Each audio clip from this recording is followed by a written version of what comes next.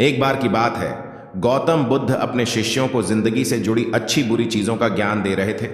सभी शिष्य उनकी बातों को बहुत ध्यान से सुन रहे थे। उन सभी में एक शिष्य ऐसा था जिसे प्रश्न पूछने की बहुत आदत थी।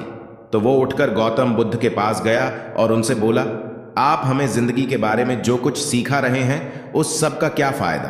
क्योंकि हम में से बहुत से बच्चों को ये भी नहीं पता कि हमारे जीवन का मूल्य क्या है और ये जीवन हमारे लिए कितना कीमती है। पहले आप हमें यह बताइए कि इस जीवन का मूल्य क्या है।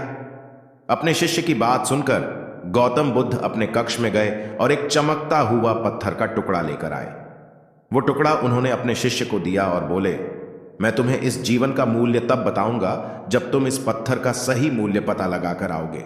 साथ ही ये ध्यान रखना कि तुम्हें यह पत्थर का टुकड़ा किसी को बेचना नहीं है। गौतम बुद्ध की बात मानकर वो शिष्य बाजार की तरफ चला गया। बाजार में सबसे पहले उसकी नजर एक फल बेचने वाले पर पड़ी और उसने वो पत्थर उस फल वाले को दिखाया और बोला, इस पत्थर के बदले आप मुझे कितने फल दे सकते हो? फल वाला बोला, ये पत्थर कुछ खास तो नहीं है, लेकिन फिर भी इसके बदले में तुम्हें 10 केले दे सकता हूं। वो शिष्य उस पत्थर को लेकर आगे चला गया। फिर उसे एक सब्जी वाला मिला। शिष्य ने उस सब्जी वाले से उस पत्थर की कीमत पूछी। सब्जी वाले ने उस पत्थर को ध्यान से देखा और बोला, इस पत्थर की कीमत के बदले में तुम्हें ज्यादा से ज्यादा एक बोरी भरकर सब्जियां दे सकता हूं। इसके बाद वो शिष्य उस पत्थर को लेकर एक सोने के व्यापारी के पास गया।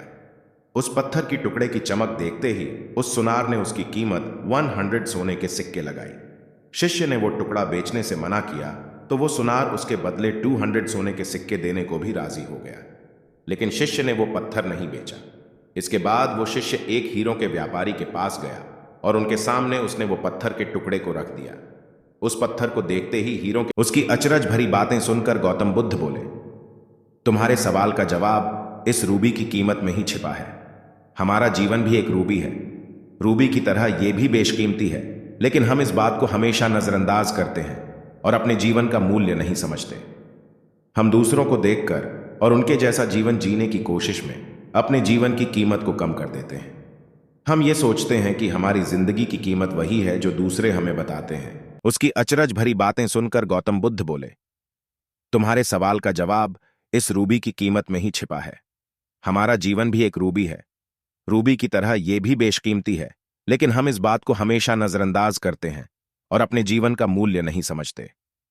हम दूसरों को देखकर और उनके जैसा जीवन जीने की कोशिश में अपने जीवन की कीमत को कम कर देते हैं।